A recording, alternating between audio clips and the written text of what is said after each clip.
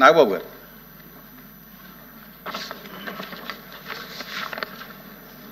ధన్యవాదాలు అధ్యక్ష. Opposition party ఎల్వైపీ గారికి, ఇక్కడున్న మినిస్టర్స్, గౌరవ హోమ్ మినిస్టర్ గారు అందరికీ కూడా కృతజ్ఞతలు. అధ్యక్ష, డిలేడ్ జస్టిస్ ఇవాళ మనకున్న డేటా ప్రకారం భారతదేశంలో 3,30,00,000 కేసులు ఇంకా పెండింగ్లో ఉన్నాయి.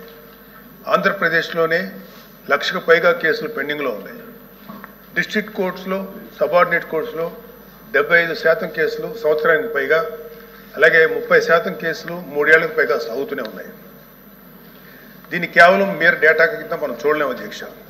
ఎందుకంటే ఏ వ్యక్తి తప్పు చేయకపోయినా అన్యాయంగా కేసులు పెట్టబడి తనకి న్యాయం చేయమని కోర్టు మెట్లు ఎక్కినప్పుడు అతనికి సరైన సమయానికి న్యాయం అందించలేకపోతే అతన్ని మనం విక్టిమైజ్ చేస్తున్నాడు.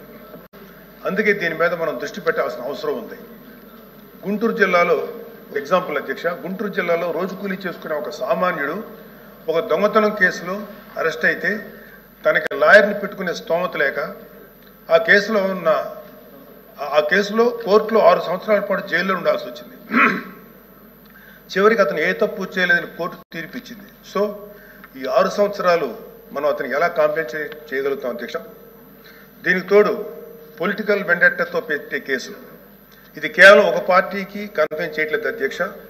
రాజకీయ కక్షతో మన జ్యుడిషియల్ సిస్టమ్ని అధికారంలో ఉన్న కొంతమంది వాళ్ళ కన్వీనియన్స్ కోసం వాడుకుంటే లాని వెపనైజ్ చేస్తే చాలామంది నిర్దోషులకి వాళ్ళ కెరీర్లో ఒక బ్లాక్ మార్క్గా మిగిలిపోతుంది. ప్రభుత్వ ఉద్యోగాలు అప్లై చేసుకోలేరు. ప్రైవేట్ సంస్థల్లో ఉద్యోగాలు అప్లై చేస్తే బ్యాక్గ్రౌండ్ చెక్లో ఫెయిల్ అయిపోతున్నారు.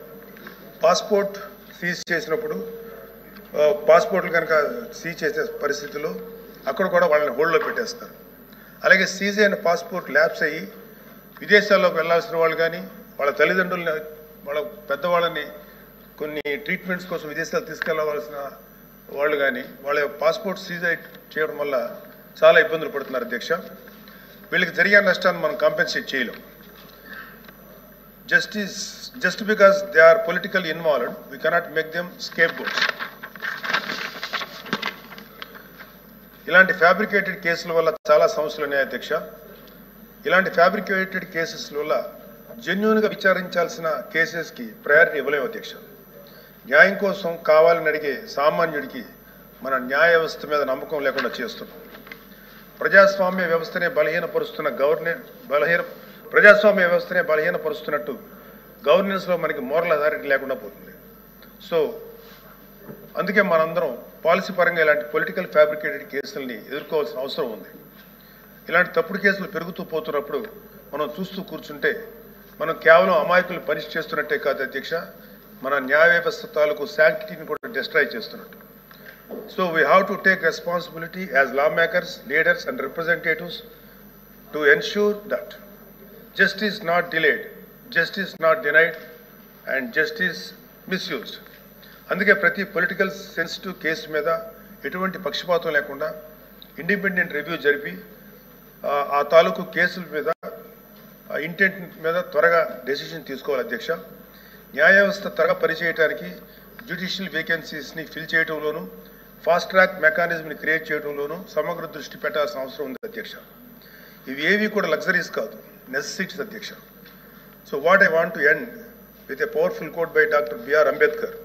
However good a constitution may be, it is sure to turn out bad because those who are called to work it happened to be a bad law.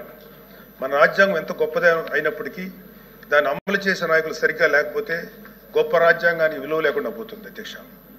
Let us not be that bad lot. Let us be the generation of lawmakers who stood up and made justice. Not just a word inscribed in our constitution, but a living reality for every citizen of Andhra Pradesh, Adhyaksha. Thank you very much. Mantri garu. Sir, signatories.